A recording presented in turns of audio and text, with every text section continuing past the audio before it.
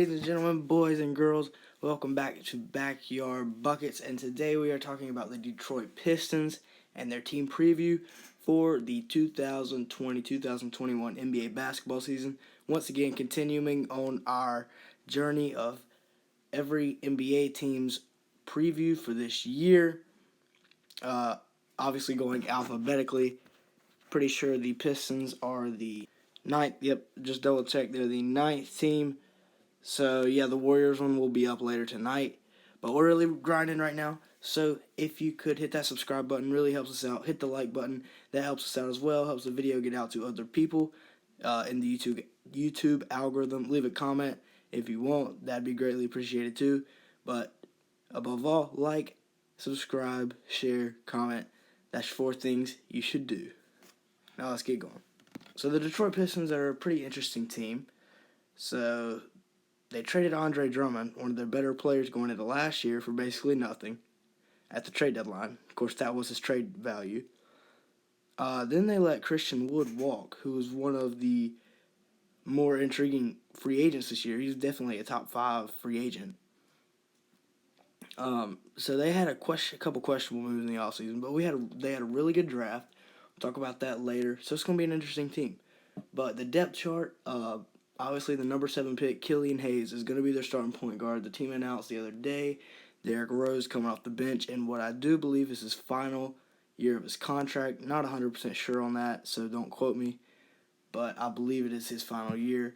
DeLon Wright, who came over from the Dallas Mavericks, will be starting at the 2. Jeremy Grant was one of the 16 centers that they signed from the Denver Nuggets this offseason, but he's actually going to play the small forward.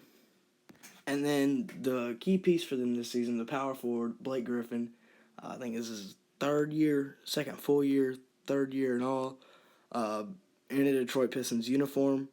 So, they are hoping he's not showing much sign of regression and older age.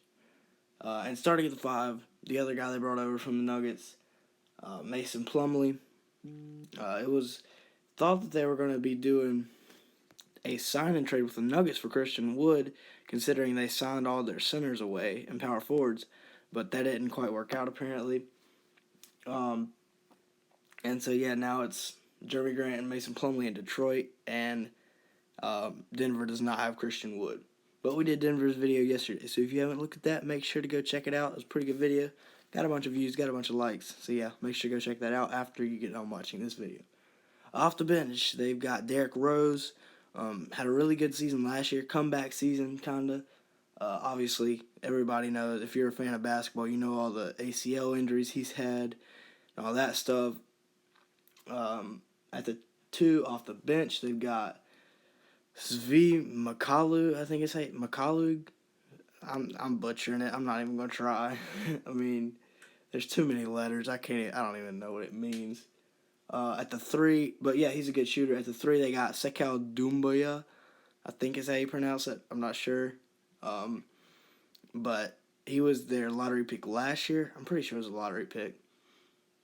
One of their steals this year, coming off the bench, the backup power forward, Sadiq Bey, one of my biggest sleepers going into the draft. He was my best overall player, or my most pro-ready player going into the draft, in my opinion, so we'll see how that turns out. And then they got Isaiah Stewart, one of my other sleepers, heading into this year's draft.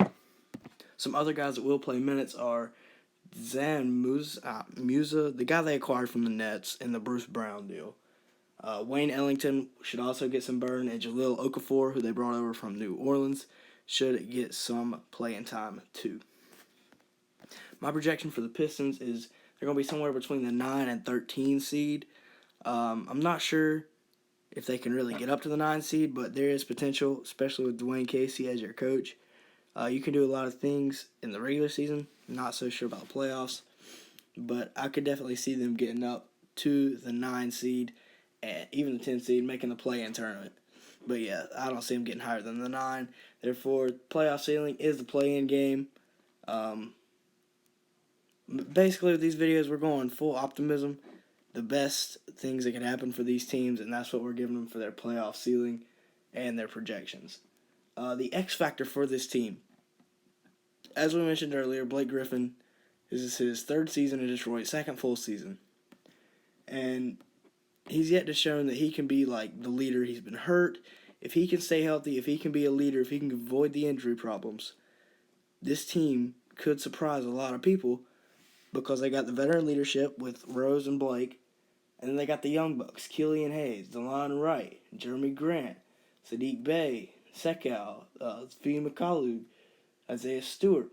All those guys, they can kind of come around the veterans and really maximize their potential this year.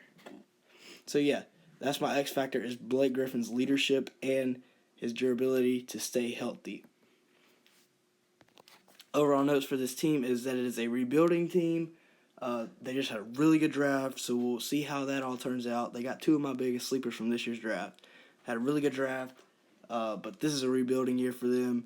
I don't see them trying to make a playoff push, but this is a year that will tell them a lot about them as a team going forward.